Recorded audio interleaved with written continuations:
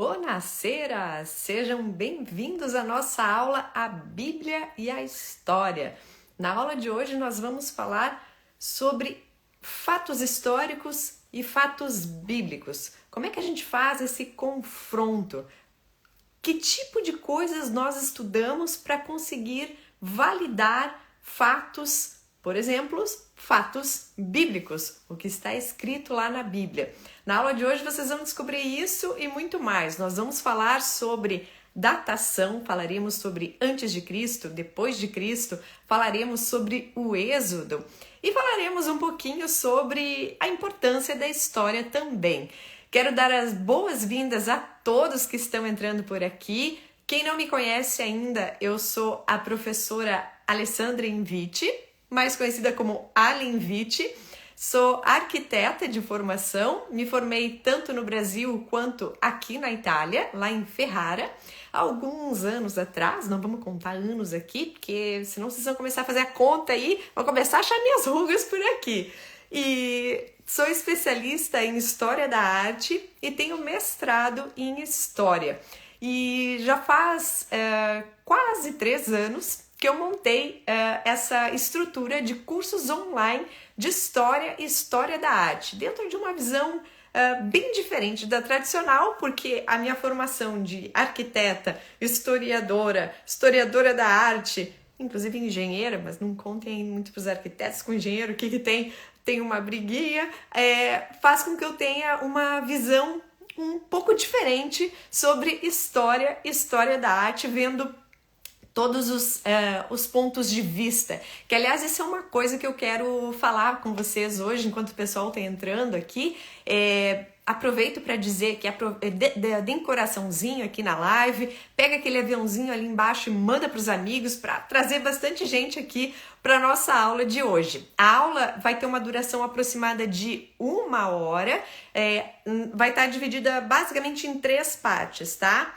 A primeira parte eu vou falar sobre como a gente estuda a história, quais são as fontes e como se faz a datação e como se chegou na data aproximada do nascimento e morte de Cristo. Depois eu vou explicar para vocês como será a promoção de Black Friday dos bastidores da história, que é a minha comunidade de história e história da arte. E depois a gente continua com as histórias sobre o Êxodo, fazendo um confronto do que já foi encontrado com a história bíblica do Êxodo. Então hoje nós temos bastante coisa para ver por aqui, duração aproximada de 1 hora. Enquanto o pessoal está entrando, eu quero que vocês comecem a fazer um exercício para pensar em história. Quando a gente pensa em história antiga, os primeiros historiadores, eles tinham uma visão mais fechada de como montar os fatos. Por que eu digo hoje isso agora? Porque hoje é completamente diferente. Eu vivo dizendo para os meus alunos que a história é mutante, que a história é infinita, que a história nunca acaba. Por que isso, gente? Recentemente, inclusive é um dos assuntos do momento aqui, as escavações arqueológicas, o anúncio das novas descobertas fez com que saíssem muitas notícias dizendo pode mudar o rumo da história, as esculturas que foram encontradas lá na Toscana, pode mudar o rumo da história se de fato o túmulo da Cleópatra foi encontrado. Por que isso? Olha, uma coisa triste para nós historiadores e para todo mundo que ama a história é que nós sabemos muito menos do passado do que nós gostaríamos. O que nós temos hoje do passado é uma pequena parte daquilo que de fato aconteceu. Então, quando a gente fala que a história é mutante, que a história é infinita, é porque essas novas descobertas, essas escavações arqueológicas podem trazer à tona evidências ou fatos que podem, de alguma forma, mudar conceitos que nós tínhamos. Por exemplo, essas esculturas lá da Toscana são super importantes para a história dos romanos e dos etruscos. Pouco se fala sobre etruscos e, na verdade, foi uma civilização extremamente importante para a formação da civilização romana. Eu sempre digo que a civilização romana se formou de etruscos e de gregos principalmente, além dos sabinos, latinos e outros povos que tinham por aqui. Só que dos etruscos a gente não tem tanta coisa quanto a gente tem dos romanos, porque na época dos romanos a gente tem textos de historiadores, de poetas, de políticos, cartas, uma série de documentos que fazem com que fique mais fácil a gente montar a história. Já dos etruscos a gente não tem. E essa nova descoberta pode levar a um entendimento de como era a relação de etruscos com romanos, que ainda não se sabe. Então vejam como é importante a arqueologia hoje, coisa que a gente não tinha há 200 anos atrás. Há 200 anos atrás, a arqueologia ainda não era uma ciência, era uma busca ainda. E hoje a gente já tem técnicas de fazer arqueologia que fazem com que a gente consiga descobrir novos fatos, novas evidências da nossa história que a gente tanto gosta. Então, como é que a Ali aqui gosta de ver a história? E é esse exercício que quero que vocês façam na aula de hoje e para a vida de vocês, se for possível. A primeira coisa que a gente tem que pensar quando se fala em história, que a gente não pode ver uma caixinha fechada que só tem um lado, tá, gente? Imaginem vocês dentro de uma sala, de um ambiente onde tem um espelho. Aí você pega e chega bem pertinho desse espelho, que nem eu vou chegar agora aqui da câmera, chega bem pertinho da câmera, bem pertinho, vocês vão enxergar o meu olho mais. Agora, se você se afastar, vocês já vão conseguir ver o casaco que eu tô, a blusa que eu tô, o comprimento do meu cabelo, vocês já vão conseguir ver mais detalhes. Se eu viro de costas, vocês vão ver outros detalhes ainda. Então, a história, hoje, ela é montada mais ou menos como esse espelho dentro de uma sala. A gente não olha só um documento, a gente não olha só arqueologia, a gente não olha só uma escultura, a gente não olha só uma pintura ou um depoimento. A história hoje, ela é feita de muitos pequenos pedaços de imagens que vão montar no centro dessa sala, vamos dizer assim, um holograma mais aproximado do que é a verdadeira história. Então, por isso que é bem importante para quem estuda história não acreditar em tudo que vê ou em tudo que lê, porque daqui a pouco a gente lê neste livro aqui uma coisa, daí a gente lê no outro uma coisa um pouco diferente. A gente tem que ser crítico, olhar aquela informação, olhar aquele documento, não com os olhos de que aquilo é finito, que aquilo é a verdade. Não, a gente tem que olhar, mas realmente é assim, então deixa eu procurar uma outra informação. Ah, será que é isso mesmo? Então deixa eu buscar uma nova informação.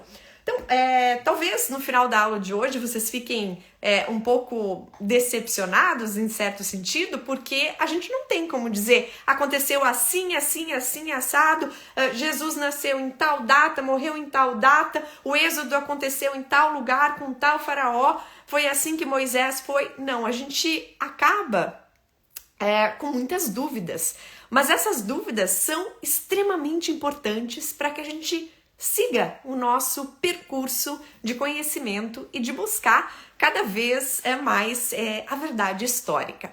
Bem, então já entrou bastante gente por aqui, eu já comentei aqui sobre a importância da história, a importância da gente montar esses fatos, e agora nós vamos começar a nossa aula em si. Lembrando algumas coisas, então, a aula está dividida em três pedaços, 3 fases. A primeira fase eu vou explicar para vocês como é que acontecem as buscas por esse conhecimento que se remonta até a gente chegar em uma informação histórica. Vou falar sobre como se trabalha com carbono 14, por exemplo. Vou falar um pouco de arqueologia. Depois vou falar sobre essa datação que nós usamos de AC, DC, antes de Cristo, depois de Cristo. Vou explicar como que é a promoção de Black Friday dos bastidores da história. E na terceira parte da aula nós falaremos sobre o Êxodo, fazendo essa comparação sobre com o que diz a Bíblia e com os fatos que de fato foram encontrados fisicamente já. Então, manda aí pro pessoal, tô bem feliz que vocês estão aqui, mais de 100 pessoas online, tô gostando disso. Eu agora fecho os comentários e no final da aula eu volto para vocês fazerem perguntas. Então vamos lá. Já comentamos um pouquinho então sobre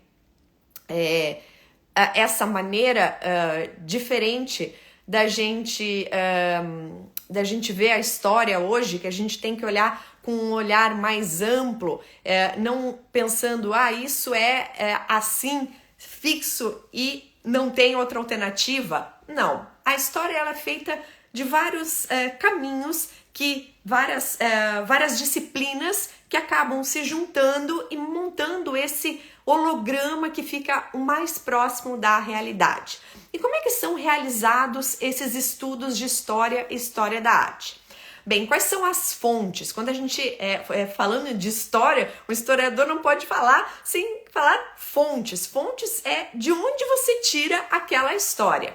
Então, quais são as fontes que nós usamos hoje para contar uma história depois para os alunos, para as pessoas, para o público? Bem, textos e documentos, esse é o mais comum da gente saber.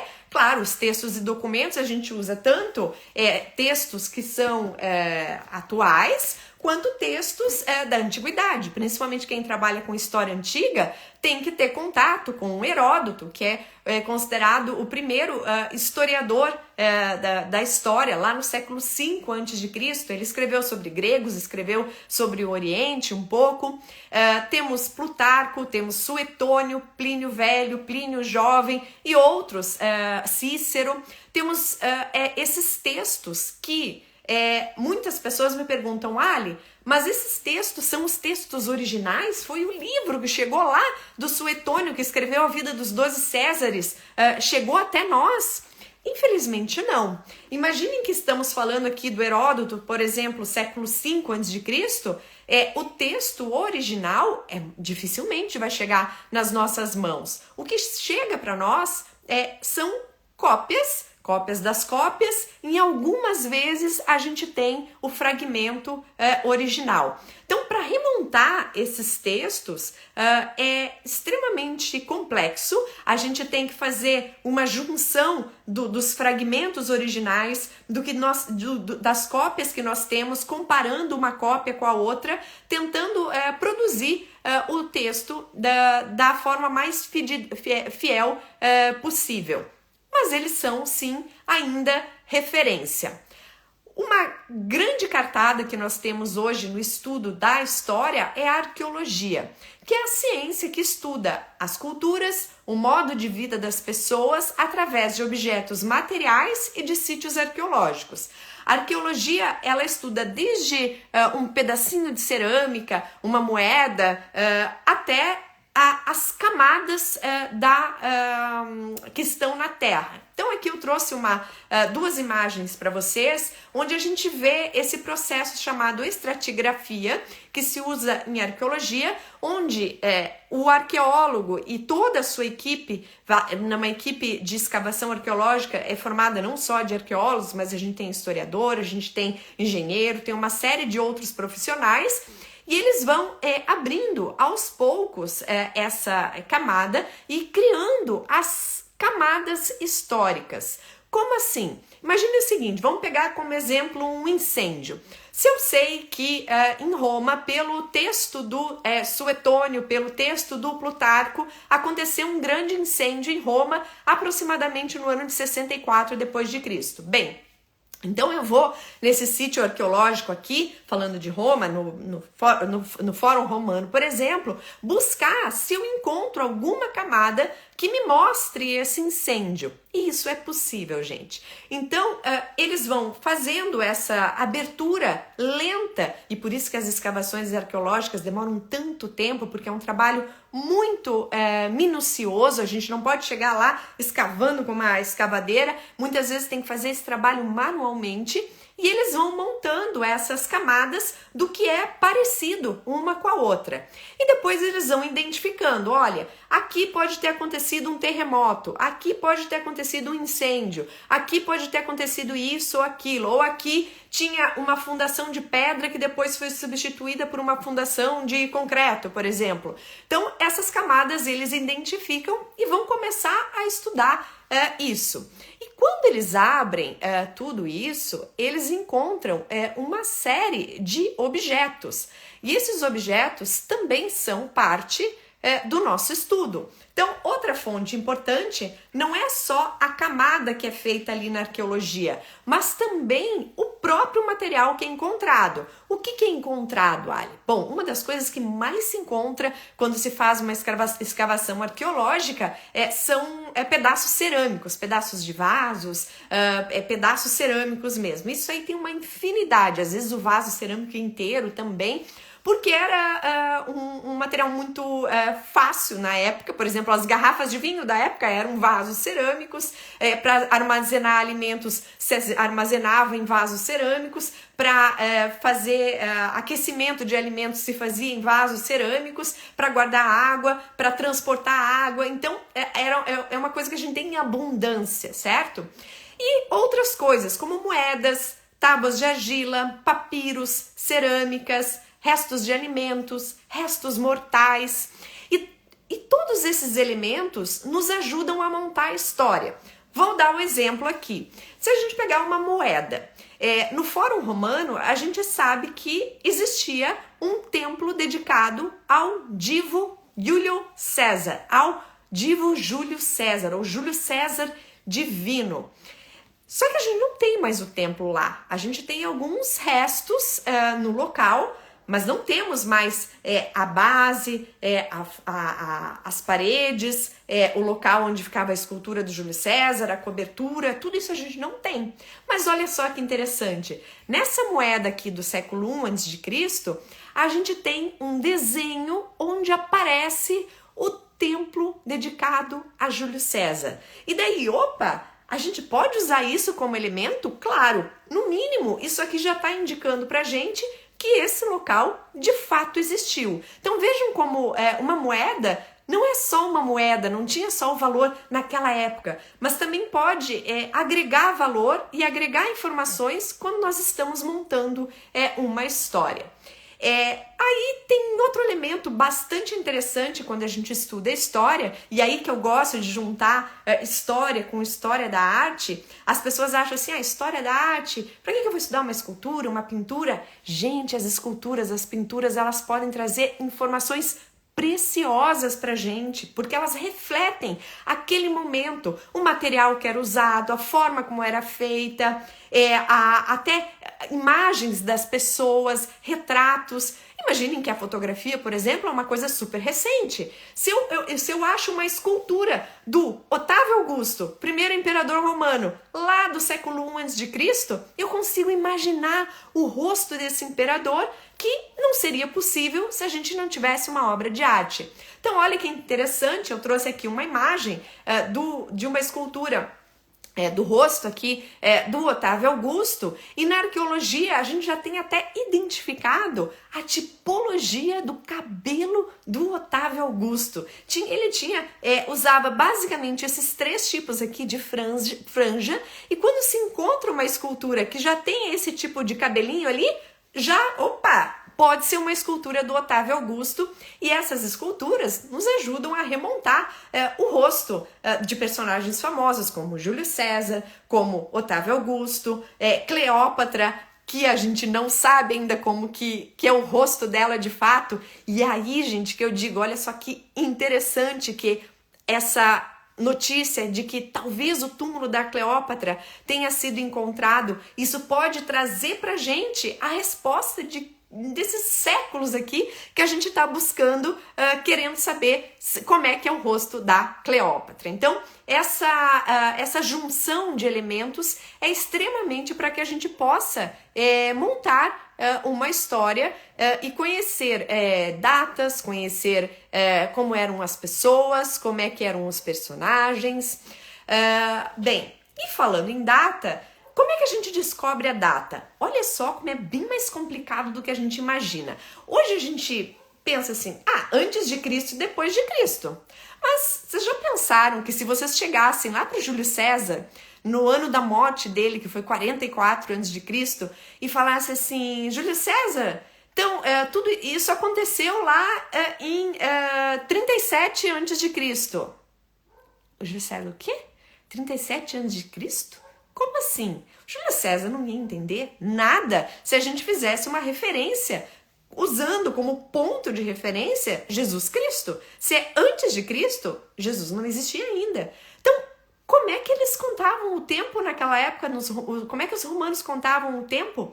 Os romanos contavam o tempo a partir da data de fundação da cidade.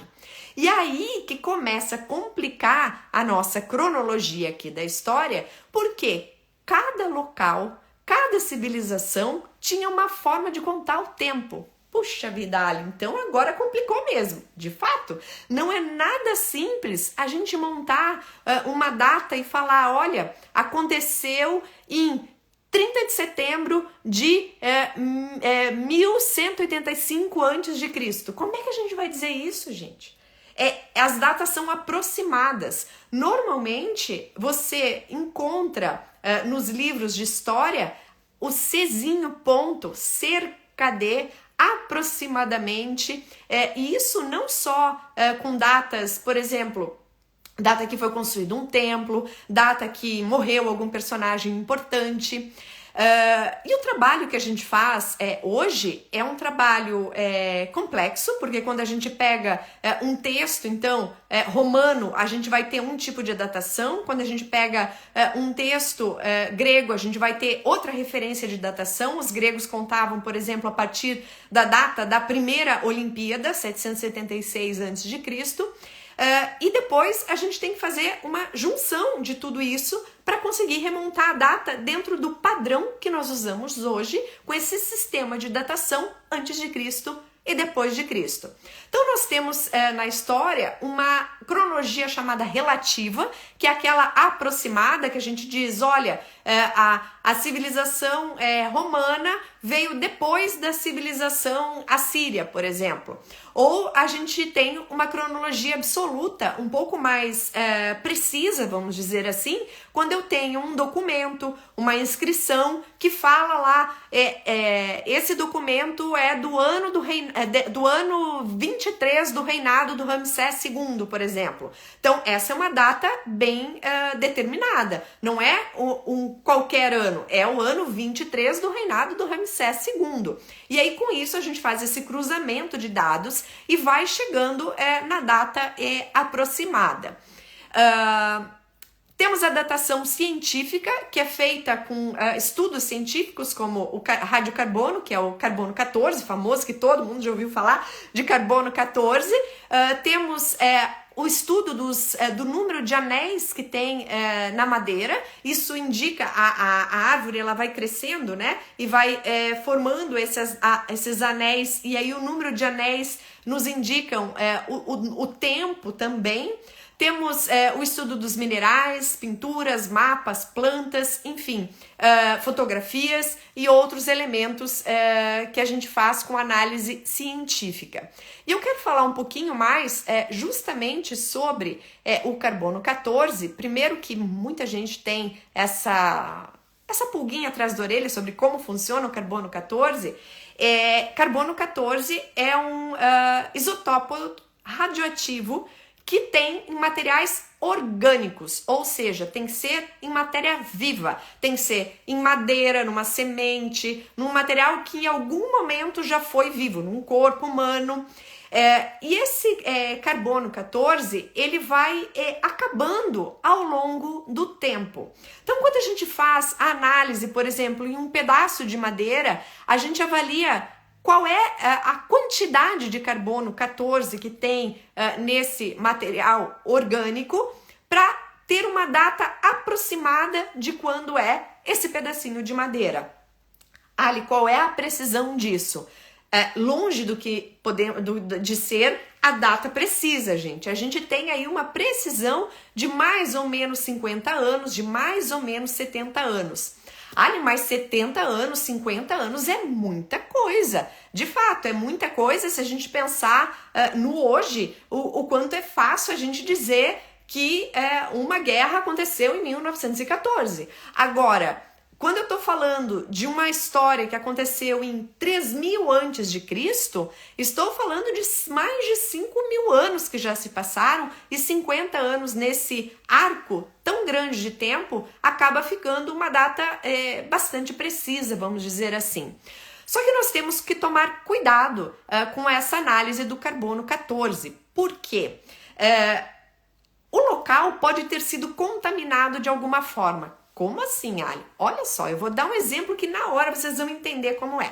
Imagina que vocês estão fazendo uma reforma na casa de vocês e que vocês querem fazer a casa com material de restauração, com material, fazer com uma carinha de material de reaproveitamento. Então vocês vão lá num depósito de esquadrias de madeira da década de 20 e vão escolher aquelas janelas lindíssimas de madeira para colocar na casa nova de vocês, nessa reforma. Vão escolher uma mesa com cara de antiga, assim, até vão fazer um trabalho de pátina nela para dar mais carinha de antiga ainda e vão levar para casa de vocês. Aí acontece um terremoto, a casa cai e acaba passando séculos, e alguém depois vai lá, fala assim, nossa, vamos estudar essa casa aqui que teve um terremoto, achamos aqui uma mesa. Essa mesa era da década de 1920, mas a casa foi feita em 2020, não em 1920. Então, essa é a contaminação. Eu posso ter reaproveitado o material e aquela peça de porta, de janela, uma viga de madeira ou outro elemento que poderia me indicar a data, pode ter sido reaproveitada e não ser um material daquela data precisa. Ali nós ainda encontramos peças de madeira, assim, nas casas da antiguidade. Sim, olha só, gente, um dos lugares mais incríveis que nós temos são as cidades que foram ali soterradas pela erupção do Vesúvio no ano de 79 depois de Cristo. Aqui no sul da Itália, Pompeia, Herculano, e essa imagem aqui que vocês estão vendo é de Herculano, e a gente tem essa porta de madeira maravilhosa, praticamente intacta. Então, essa é uma porta que pode nos ajudar a datar esse momento aqui. Olha só outro elemento interessante aqui, falando dessa erupção do Vesúvio. Então, a gente sabe que teve queima de objetos pelo calor que aconteceu nesse momento da erupção, e eu posso ter, por exemplo, grãos queimados, eu posso ter frutas queimadas e que vão nos dar o elemento-chave para mostrar a data disso também. Vou deixar vocês com uma curiosidade aqui, que tem muita dúvida sobre a data precisa que aconteceu a erupção do Vesúvio, tá? A data mais conhecida é agosto de 79 depois de Cristo. Porém, se fala já em outubro de 79 depois de Cristo e não agosto. E por que isso? Porque lá nas escavações arqueológicas, eles encontraram muitos elementos, como, por exemplo, castanha. A castanha é um tipo de castanha, né? Que tem nessa época do ano, outubro, outro dia vocês viram até eu comendo por aqui, e que não tem no verão. Não existe castanha em agosto. E como é que então lá nos restos arqueológicos eles encontraram castanhas no meio dos restos arqueológicos? Intrigante isso. Eles também encontraram muitos vasos cerâmicos de vinho recém-feito. O ciclo aqui da produção do vinho, a gente tem a colheita da uva até setembro mais ou menos e eles começam a produzir o vinho. Se aconteceu em agosto, como é que estava com o vinho recém-feito? Então, vou deixar vocês aí com essa pulguinha atrás da orelha. Bom, eu fiz toda essa introdução aqui para que a gente entrasse em algumas questões. É importante a gente entender como que são feitas essas análises para que a gente consiga avaliar os elementos que a gente quer discutir hoje. Então, assim, uma das coisas que é tema da nossa aula é Jesus. Então, a gente tem a datação que eu comentei ali com vocês antes de Cristo e depois de Cristo. A primeira coisa que eu quero falar para vocês sobre a figura de Jesus é que é leviano da nossa parte que algumas pessoas duvidam da verdadeira existência de Jesus. Se a gente analisar todos esses documentos e fontes que eu comentei com vocês aqui no início da aula, a gente pode ter certeza, quase 100%, eu não digo 100% porque, como eu digo, a história pode sempre mudar, que esse homem existiu. Como é que a gente pode falar de um homem que viveu lá no século I antes de Cristo, século I depois de Cristo, e que era um homem simples, do povo, e que aparece em diferentes documentos? Que documentos são esses? Nós temos os documentos tradicionais que falam de Jesus, que são os evangelistas, Marcos, Lucas, João, Mateus. Temos as cartas atribuídas a Paulo. Temos os textos do Flávio Joséfo, que se referem à guerra dos judeus, à guerra das antiguidades judaicas, e que vai nos ajudar a remontar a história de Jesus. Temos textos das sibilas, que eram da cultura pagã. As sibilas eram profetisas que diziam o que iria acontecer no futuro. E lá, nesses textos da antiguidade, aparece a figura de um menino que viria do céu e que traria novamente a idade de ouro, que faria com que o mundo se modificasse novamente. Nós temos Tácito em Anais, nós temos Suetônio, que comenta da perseguição a esse Cristo, esse Messias. Nós temos Plínio Jovem. Então, aqui estamos falando de fontes completamente diferentes, que não são fontes cristãs, são fontes cristãs e pagãs, que falam de um homem simples, de um homem do povo. Então, sim, essa figura existiu. É leviano da nossa parte falar que não, Jesus nem existiu. A gente pode contestar se os fatos que são contados da vida de Jesus aconteceram de fato daquela maneira, mas não contestar que este homem existiu. E eu vou falar para vocês ainda mais. Ter o nome de um homem simples do povo em meio a tantos textos diferentes não é normal. Se a gente está falando, por exemplo, de um imperador, de Júlio César, de Otávio Augusto, que foi o primeiro imperador romano, Cleópatra, é muito fácil a gente encontrar o nome desses personagens nos textos. Agora, achar o nome da Allen Witt, que é uma pessoa do povo, que não é uma pessoa normal, em textos diferentes, de diferentes épocas, de diferentes nações, isso é uma evidência muito forte que, de fato, essa figura existiu. E usando todas essas fontes aqui que eu comentei com vocês, fazendo um confronto dos textos dos evangelistas, das cartas de Paulo, das sibilas, Tácito, Suetônio, mas somado às investigações arqueológicas, materiais arqueológicos e esculturas, pinturas, todas essas fontes que a gente falou no início da aula, se a gente unir todas essas informações, a gente chega em uma conclusão bastante diferente do que nós estamos acostumados a escutar. Qual é essa conclusão?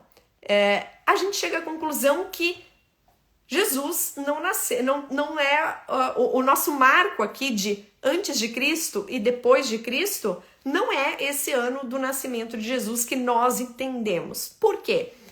Toda essa junção de documentos e fontes fez com que a gente chegasse em evidências que Jesus nasceu não no ano 0, mas sim entre 4 e 8 antes de Cristo, ou seja, é um pouco antes do que nós imaginamos, provavelmente em 6 ou 7 antes de Cristo. E essa datação que nós usamos hoje, que não é correta se a gente pensar que a referência é o nascimento de Jesus, foi resultado de um cálculo incorreto feito por um monge lá no século VI. E essa datação, esse monge achava que usar como referência, por exemplo, o ano de fundação da cidade de Roma não cabia mais para esse mundo que nós estamos vivendo, que tinha mudado o pensamento, que não era mais o pensamento pagão dos antigos romanos, com vários deuses, Júpiter, Minerva, Saturno, etc., e que já estava fundado no cristianismo. Aqui a gente já tem o cristianismo como religião oficial do Império Romano, e foi modificado o calendário para que a gente usasse como referência antes de Cristo e depois de Cristo. Aí vocês vão me perguntar, mas Ali, então quer dizer que esse monge aí fez tudo errado? Não, gente, não fez tudo errado. Vocês imaginam a dificuldade que este monge teve de conseguir fazer o cálculo da data do nascimento de Jesus sem, naquela época, ter nenhum dos recursos que nós temos hoje de arqueologia, de carbono 14, etc, etc, etc, que nós comentamos no início da aula. Então, se a gente for pensar assim, o erro, na verdade, é até muito pequeno em face aos elementos que ele tinha para poder estabelecer essa data. A data, vocês imaginem se a gente não sabe nem a data, o ano correto, se é entre 4 e 8 ali antes de Cristo, imagine se a gente tem o dia certo da data de nascimento de Jesus. Não, a gente não tem, a gente usa o 25 de dezembro, mas isso foi uma criação da época do Constantino, que foi o primeiro imperador romano a se converter ao cristianismo. Bem no início, quando o cristianismo estava se expandindo de fato bastante, e provavelmente do ano de 326 a.C. Na semana que vem, nos bastidores da história, o meu grupo, minha comunidade de história, História da Arte, eu vou contar como é que aconteceu esse uso aqui do 25 de dezembro como data de nascimento de Jesus. Entre 26 e 28 aproximadamente depois de Cristo, foi quando Jesus foi batizado por João Batista. Ele vai predicar em torno aí então de 26 e 30, e a data da provável morte de Jesus é 7 de abril de 30 depois de Cristo, e não o 33 como a gente tem como referência. Como é que a gente consegue remontar essa data? De novo, a partir dos documentos que nós temos, a gente sabe que Jesus nasceu no Império do Otávio Augusto, que foi de 27 a.C. até 14 depois de Cristo. Então ele tem que ter nascido nesse arco de tempo. A gente sabe que Jesus foi crucificado no Império do Tibério. Então tem que ser no arco de tempo do Tibério e no arco de tempo do Pôncio Pilatos lá, em Jerusalém, que é entre 26 e 36 depois de Cristo. Todos esses elementos que eu estou comentando aqui com vocês são importantes para que a gente entenda a história de maneira melhor. E eu sou fascinada, os alunos sabem aqui que eu sou fascinada por estudar e contar a história, e por isso que surgiu os bastidores da história. E lá nos bastidores da história, a gente começa cronologicamente vendo as grandes civilizações da antiguidade para remontar essas histórias aqui que eu estou contando para vocês. Essa aula que eu estou dando aqui hoje, por exemplo, é um pedacinho de várias coisas que nós já vimos lá dentro dos bastidores. Então agora eu quero apresentar, antes da gente entrar na história do Êxodo, eu quero apresentar para vocês o que é os bastidores da história. Tem muitos alunos meus aqui que estão me escutando hoje, mas aos alunos, futuros alunos que estão aqui me escutando, eu quero explicar como é que funciona. Não é um curso, tá? Porque já partindo desse princípio que eu comentei com vocês ali no início da aula, de que a história é mutante, de que a história é infinita, não é um curso com início, meio e fim tradicional. As aulas dos bastidores da história, elas têm uma lógica para que vocês entendam como funcionava o mundo e como funciona o mundo hoje, porque a gente acha que tem gente que diz, estudar história para quê? Gente, a história tem tudo a ver com o nosso presente e é incrível quando a gente começa a se dar conta disso. Então, é uma comunidade e que não vai acabar nunca. As aulas estão sempre ali acontecendo em várias modalidades. A gente tem as aulas do De Volta ao Passado, que são aulas que acontecem cronologicamente, aula de 1 hora, uma vez por semana. Temos a aula dos Segredos da História, que são aulas de aproximadamente 20 minutos, que é uma lupa em algum determinado ponto da história, um personagem, um personagem mitológico, um personagem bíblico, um papa, enfim. Temos o acesso ao grupo VIP Alinvite do Instagram, onde a gente já tem mais de 250 aulas disponíveis. Temos o Lendo a História, que é um clube de leitura. Estamos lendo agora o SPQR, quase acabando ele. Temos o Diário de Viagem, que são pequenos vídeos e orientações para vocês aproveitarem melhor as viagens de vocês. Aulas com professores convidados sobre assuntos diferentes. Estamos tendo agora, por exemplo, um módulo de arte contemporânea. E temos a comunidade de Facebook. Vou mostrar aqui um a um rapidamente para vocês. Então, as aulas do De Volta ao Passado, o objetivo principal é contar a história em ordem cronológica, com as grandes civilizações da antiguidade, inclusive essas civilizações do Oriente, que são o berço do mundo, onde tudo começou, onde surgiu a escrita, onde surgiu o alfabeto, onde surgiu uma série de coisas que nós usamos hoje. Então lá a gente tem Egito, Grécia, Mesopotâmia, depois a gente vem com romanos, com etruscos, com fenícios, todas essas grandes civilizações. Depois a gente passa pela Idade Média, Renascimento e Barroco, e aí professores convidados para dar, além disso, como é o caso agora que estamos tendo o módulo de arte contemporânea. Essas aulas duram 1 hora aproximadamente, às vezes um pouco mais, às vezes um pouquinho menos, mas normalmente mais o tempo para as perguntas. As aulas são ao vivo pelo Zoom, às 13h, e depois fica disponibilizada na plataforma Hotmart, onde nós já temos uma série de aulas disponibilizadas, muitas do Egito, de Mesopotâmia. Essa aula pode ser ao vivo e também pode ser gravada eventualmente. Pode ser uma visita, pode ser um passeio. O calendário do que se faz em cada mês, vocês recebem ou na primeira semana do mês ou na última semana do mês, com horário, tudo certinho do que será feito. O De Volta para o Passado, essa aula de 1 hora, está disponível no plano mensal e no plano anual. As aulas As aulas dos Segredos da História estão disponíveis somente para o plano anual, que então é uma aula mais curta que vai dar um zoom em determinado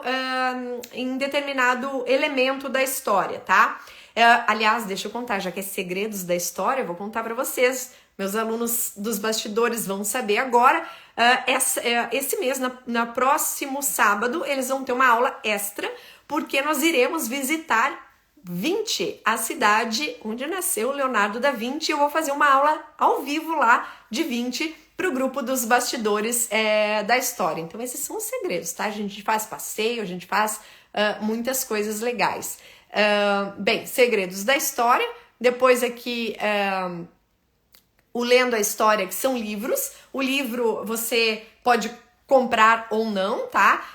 De qualquer maneira, não é uma leitura, eu não vou chegar lá na aula e começar a ler o livro, não, eu pego o capítulo do livro e explico mostrando elementos além ou imagens além daquilo que está escrito, para que vocês consigam compreender histórias muitas vezes complexas que estão nesses livros. A gente está em andamento então com a SPQR, que conta a história de Roma e a criação do Império Romano. O Lendo a História também é disponível só para o plano anual. O diário de viagem, então, outro que a gente tem, é como se fosse um guia audiovisual. Tem muita gente que me pede, gente, olha, você pode ser minha guia em Roma, você pode ser minha guia em Florença. Gente, eu não sou guia, tá? E não é por maldade que eu digo, não, eu não sou guia. Não é isso. Tem muitos guias bons por aí. O meu trabalho é de professora de história da arte. E o que eu vou fazer, sim, é trazer os meus alunos para cá. Então, quem é aluno dos Bastidores da História já está sabendo disso, porque nós estamos já com 3 grupos de viagem para 2023. O primeiro grupo já está fechado, a gente nem abriu ao público, para maio de 2023, uma viagem para a Itália, 16 dias. Depois, em junho, nós teremos um novo grupo que está em formação e em outubro teremos uma viagem para o Egito. E a prioridade de inscrição para as viagens junto comigo, que aí sim eu vou ser, não a guia, mas eu vou ser a professora junto com vocês, é de quem é inscrito nos Bastidores da História. Nós vamos abrir para o público externo em breve, mas a prioridade é sempre para quem está inscrito. Inclusive, quem é aluno dos Bastidores da História tem um desconto bem grande para se inscrever nas viagens. A de outubro a gente não abriu ainda para venda, mas em breve iremos abrir. E lá dentro do plano anual, vocês têm essas pequenas aulas sobre o Coliseu, sobre uma escultura famosa aqui em Roma, enfim, uma série de informações interessantes para que vocês possam fazer as viagens da melhor maneira possível. Essa é uma imagem do VIP Alien Vit dentro do Instagram. Para vocês terem ideia ali das aulas, como elas são montadas, a gente tem aulas de diferentes temas. Tem Paris, tem Florença, tem Veneza, tem Santos, tem Santa Inês, tem Santa Cecília, tem basílicas aqui de Roma. São mais de 250 aulas, tá? Dentro do Instagram VIP, e além disso temos ali os destaques, que são visitas que eu vou fazendo, um museu, uma cidade, alguma coisa, que aqui no Instagram aberto vocês veem um pedacinho, e lá no VIP tem tudo, praticamente, do que eu faço nessas viagens, com dicas de muitas coisas. Esse Instagram é aberto só para quem tem o plano anual também. E aqui a promoção, então, de Black Friday, que vai até o dia 25, ou seja, a próxima sexta-feira, é que a gente nunca teve um plano trimestral. Sempre foi mensal ou anual. A gente está abrindo exceção agora aqui na Black Friday, abrindo um plano trimestral com todas as vantagens do plano anual. Ou seja, você compra 3 meses e vai poder ver tudo que tem no plano anual. Então vai poder ver as aulas do De Volta ao Passado, as aulas dos Segredos da História, o acesso ao VIP, ao Instagram VIP, lendo a história, inclusive acesso à aula lá em 20 que a gente vai fazer no próximo sábado, aulas com os professores convidados. Tudo isso por R$450 à vista, ou pode ser parcelado, que fica ali 158 e uns quebradinhos ali. Esse valor vejam ali, o valor por mês. Então, vocês vão ter todas as vantagens do anual em uma promoção que a gente nunca fez, que é um plano trimestral. Então, quem quiser se inscrever, já estão abertas as inscrições. Ali na minha bio está o link de inscrição, e gostaria muito que vocês fizessem parte dos Bastidores da História. E agora vamos voltar para os nossos Bastidores da História, falando um pouco sobre o Oriente Antigo, para falar do Êxodo. Vimos ali o quanto é importante a gente fazer essa montagem de diferentes fontes para que a gente consiga entender a história. Aqui no Oriente, a gente tem uma particularidade. Qual é? Se nós pegamos a história de Roma, da Grécia, nós temos muitos textos, pensadores, filósofos, poetas, políticos que escreveram sobre essas civilizações.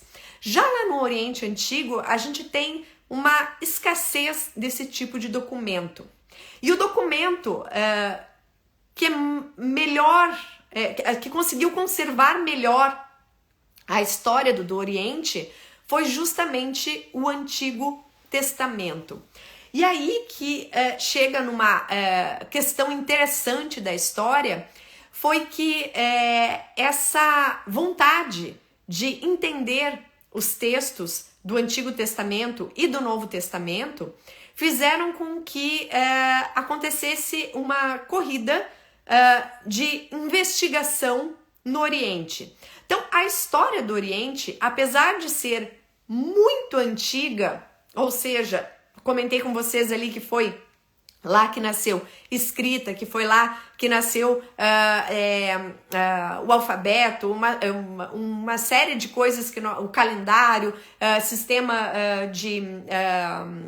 sistema numérico, uma série de coisas. Apesar disso, a história do Oriente é muito recente. Se a gente pegar livros da década de 60, por exemplo, já são obsoletos, aquelas informações já não valem mais. Como assim, Ali? A história mudou? Aí que tá. Vejam aquilo que eu comentei no início da aula, que essas... Desculpa.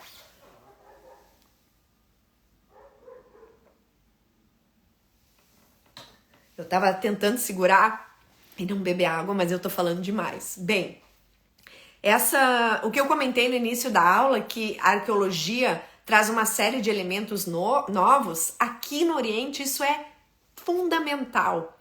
A gente tem esse material arqueológico que faz com que a gente descubra novos elementos, já que em textos a gente não tem com tanta facilidade. A gente tem um Heródoto, por exemplo, o pai da história, que escreveu sobre o Oriente, mas muito pouco perto do que a gente poderia ter. Então, a nossa fonte principal aqui para estudar o Oriente é a arqueologia.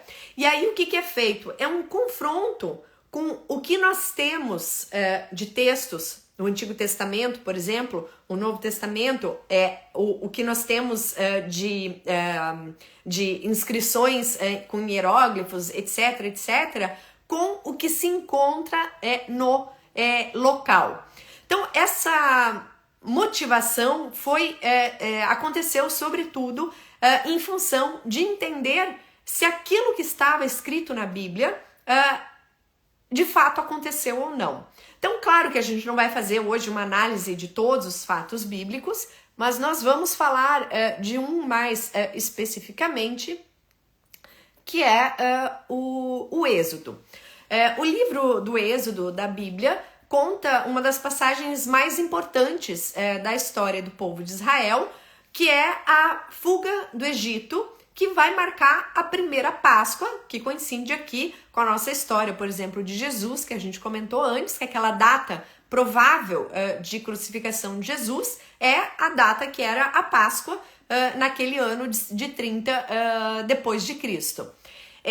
Se a gente pega a Bíblia, quais são os eventos que acontecem no Êxodo? Acontece a chegada dos descendentes de Abraão no Egito. José, filho de Jacó, vai chegar no Egito. Ele era um homem influente e conhecido do faraó, ajudou o faraó. A gente tem a multiplicação, a gente tem a escravidão do povo hebreu. Os hebreus viraram escravos do faraó, que já não tinha conhecido o José, que tinha ajudado o outro faraó. Vai ter o julgamento da nação com as 10 pragas. Vamos ter a liberação e o êxodo, que uma das passagens mais famosas é quando se abre o Mar Vermelho.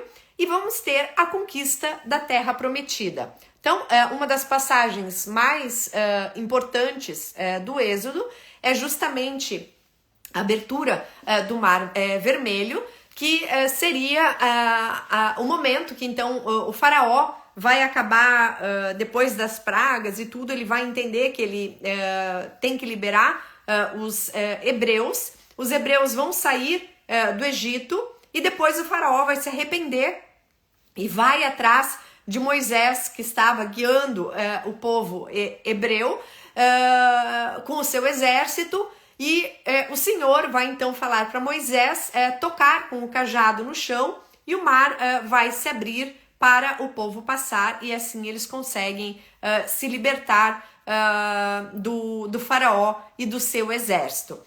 Uma pintura extremamente importante que conta essa fase da história do Êxodo e da vida de Moisés é a passagem do Mar Vermelho, que está lá na Capela Sistina, feita pelo Domenico Ghirlandaio e pelo Cosimo Rossellini ou Biagio de Antonio Tucci.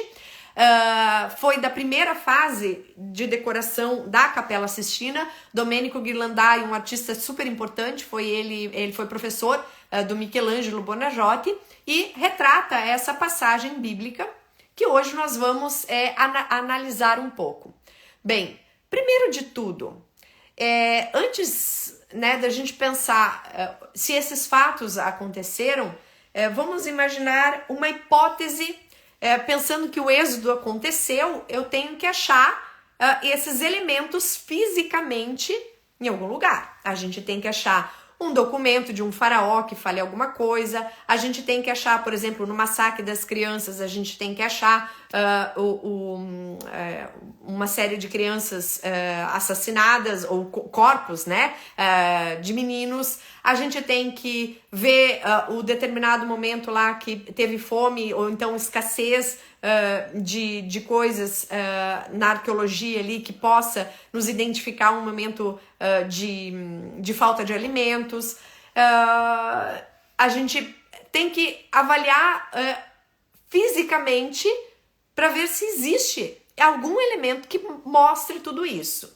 Bem, estudando não só o físico, mas estudando todos os elementos que se fala, se montou aqui 3 hipóteses para a data que teria acontecido o êxodo. A mais tradicional é durante o governo do Ramsés II, em torno de 1250 a.C. É a data mais tradicional, é o que aparece nos filmes, por exemplo, e agora eu vou dizer para vocês. É provavelmente a menos provável. Ali no governo do Ramsés II é quase impossível que o êxodo tenha acontecido nesse momento. Eu digo quase porque a gente não tem ainda elementos suficientes para dizer se de fato foi isso ou não.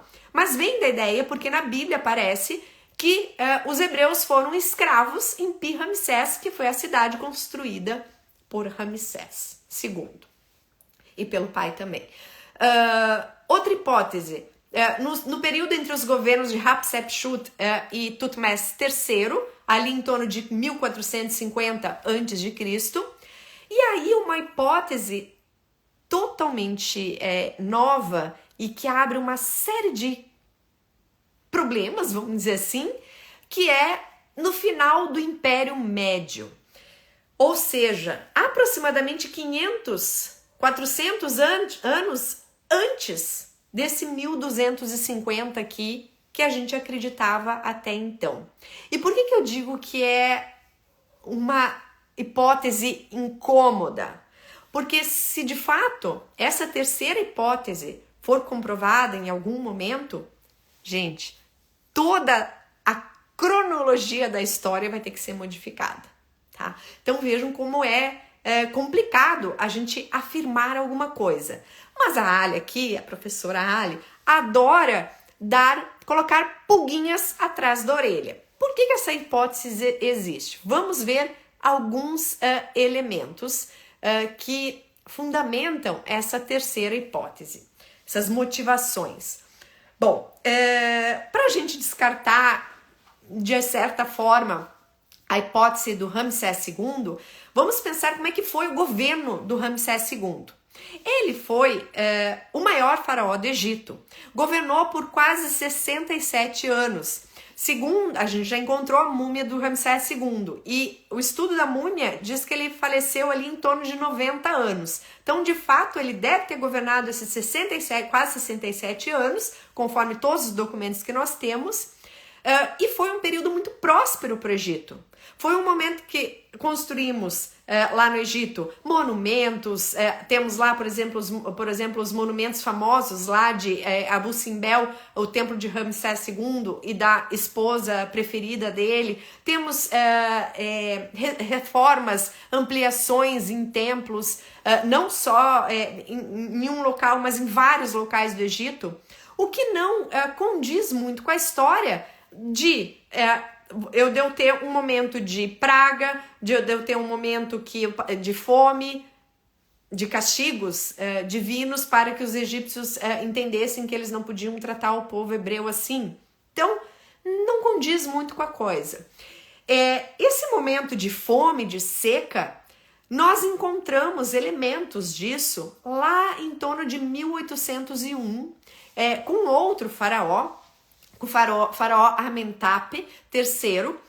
Inclusive, essa escultura aí que vocês estão vendo dele aparece com as orelhas assim, que mostra que é um faraó que estava tentando escutar o povo, porque estava enfrentando sérios problemas. Temos aqui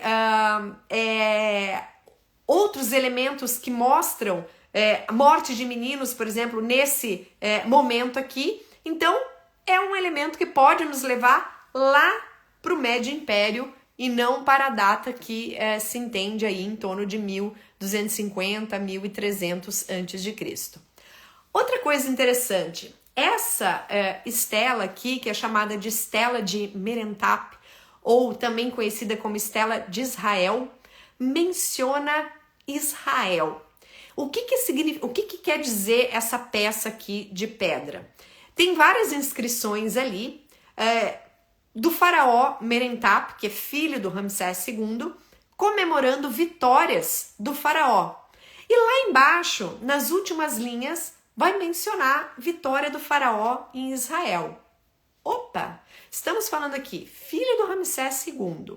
Se o povo hebreu com Moisés demorou 40 anos para chegar na Terra Prometida e começar a sua civilização, não teria dado tempo do faraó, filho do Ramsés II, vencer Israel.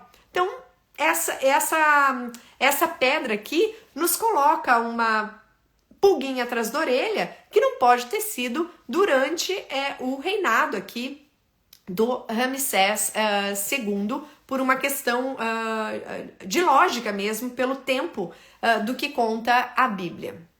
Bem, Ali, mas existe algum lugar que que se mostra que poderia ter acontecido o êxodo? Existe, gente. E olha só que interessante. Nessas camadas arqueológicas, nós temos a cidade de Pi-Ramsés, que durou muito tempo, muito pouco tempo lá na antiguidade, durou em torno de 200 anos só. E embaixo de Pi-Ramsés, nós temos restos arqueológicos de outra cidade, de Avares. E nesta camada arqueológica de Avares se encontrou uma série de elementos que cronologicamente coincidem com todos os eventos do livro do Êxodo. Olha só que interessante. Só que por que então, Ali, que já não se disse que é lá e tá tudo certo? Porque a data aqui vai muito para trás, ali em torno de 400, 500 anos, antes do que nós entendemos que teria acontecido o Êxodo, e mudaria toda a cronologia da história. Veja só que interessante. Mas, sempre deixando aqui a pulga atrás da orelha, eles encontraram lá, por exemplo, um túmulo que, segundo as avaliações dos estudiosos, poderia ser o túmulo de José, e que então começaria essa história aqui do Êxodo. Gente, isso é sensacional. Essa cidade aqui seria a cidade onde viveram os Hyksos, que significa senhores de terras estrangeiras. E aí aqui alguns historiadores até colocam assim, será que aqui não poderia fazer parte dessas senhores de terras estrangeiras, os hebreus, então? Esse povo aqui de origem semítica asiática que estava no Egito nesse momento e aí que deu origem a toda essa história que está na Bíblia? Infelizmente eu vou ter que deixar vocês com essa pulguinha atrás da orelha, porque nós não temos ainda provas para dizer se Moisés de fato existiu, se o Êxodo de fato existiu, mas nós temos muitos elementos aqui que nos mostram que pode ter acontecido, mas talvez não na data que nós entendemos que seria a data que aconteceu o Êxodo. E agora, como a seguir cenas do próximo capítulo, eu vou contar para vocês o que nós veremos aqui na sequência das nossas aulas dentro dos bastidores da história. A gente vai ter Ur, que segundo a história, a Gênesis era a residência de Abraão. Teremos a história de Israel além da Bíblia, então eu vou fazer um confronto, vou falar da história bíblica e vou falar da história dos fatos também. Teremos Hammurabi, que é famoso pelo Código de Hammurabi. Teremos Assurbanipal, o rei assírio, e a biblioteca, Nínive. Falaremos dos jardins suspensos da Babilônia, será que eles existiram mesmo? Torre de Babel, como viveram os primeiros cristãos, como foi o início do Império Romano e o grande incêndio de Roma e muito mais. Então agora eu abro aqui para perguntas. Fica o convite então para que vocês participem dos bastidores da história nessa promoção de trimestre aqui que a gente está de Black Friday. As inscrições serão somente até sexta-feira, dia 25 à meia-noite. Depois disso não teremos mais planos trimestral. O nosso plano é sempre anual ou mensal, mas estamos aí abrindo exceção nessa promoção aqui de Black Friday. Você poder participar vendo tudo dos bastidores da história pagando um plano trimestral e não um plano anual. Agradeço a presença de vocês, ajudem aí a compartilhar as histórias de hoje, mandando o aviãozinho ali, convidando os amigos para ver. Espero que vocês possam fazer parte dos bastidores da história, tenho certeza que vocês vão adorar. Inclusive, eu já vou indicar as aulas para quem entrar. Vou indicar, olha, assiste essa aula aqui que tem mais detalhes sobre isso, sobre aquilo, para vocês se ambientarem bastante nos bastidores da história. É um grupo maravilhoso, tá aqui ó, Helenice, Eline, Tita, que são minhas alunas aí há mais de 2 anos.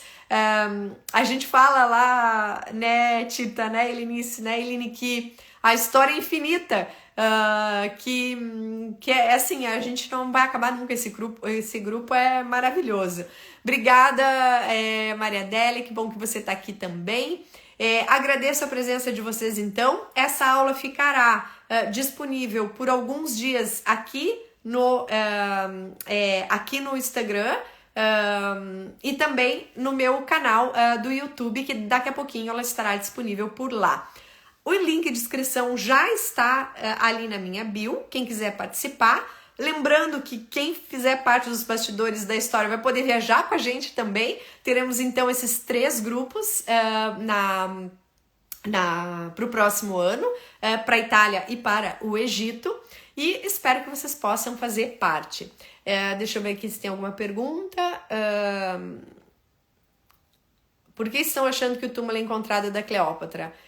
Eu vou, Patrícia, né? Vou deixar você sem resposta nessa, porque senão eu vou ter que explicar muito. Mas assim, por todos esses elementos que eu expliquei aqui para vocês, que eles olham o local onde foi feito, a data aproximada onde e todos os elementos que estão em textos, fazendo uma junção de vários dados, existe a hipótese muito fundamentada, vamos dizer assim, com bastante base teórica e física agora, de que esse possa ser o local do túmulo da Cleópatra, tá? Mas a gente só vai ter a confirmação se de fato quando eles começarem a chegar de fato no local e começarem a avaliar o que foi encontrado lá, tá?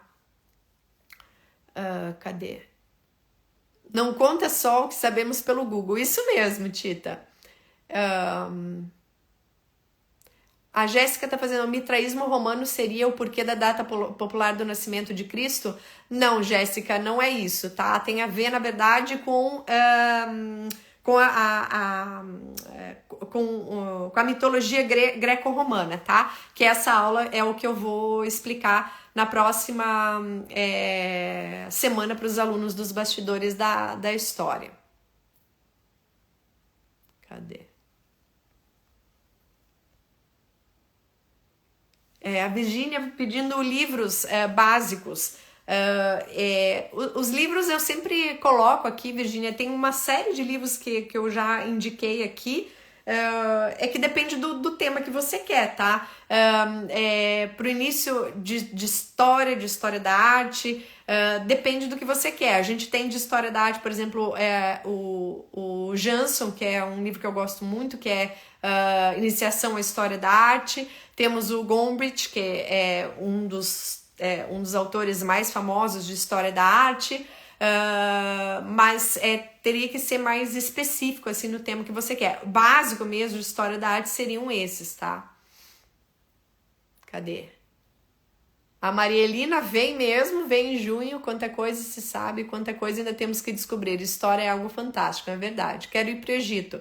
Você vem para o Egito também, Rita. Vamos lá. Vem para os bastidores, conhecimento sempre é bom e a área é demais. Obrigada, Jussana. Cadê? Entra no grupo, aí você descobre. Isso mesmo, Eunice. Bom, gente, então agradeço vocês a presença aqui hoje. Adorei a aula. Fico aí aberta para as perguntas. Quem tiver dúvidas sobre como fazer... Aqui, ó, a Reginil perguntando como fazer a inscrição. Você você faz a inscrição pelo link que está na minha bio, tá? Tá no meu site. Eu tenho um site, a Alinvite.